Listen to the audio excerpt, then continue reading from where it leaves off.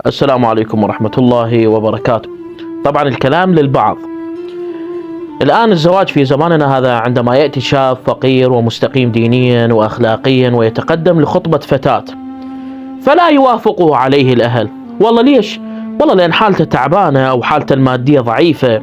ولكن عندما يتقدم شاب غني وفاسق أو طائش وأخلاقه زفت، يوافقون عليه ويقولون والله إن شاء الله الله يهديه. إذا لماذا لا تقولون عن الفقير سيرزقه الله؟ أليس الهادي هو نفسه الرازق؟ اليهدي هو نفسه يرزق. ما لكم كيف تحكمون؟ لا توجد امرأة ماتت من الجوع مع زوج فقير. وبنفس الوقت رسول الله يقول زوجوا من رضيتم دينه وخلقه. كذلك الشاب هم يدور أخلاق، هم يدور دين من البنية. إذا هي البنية ببيت أهلها حسرة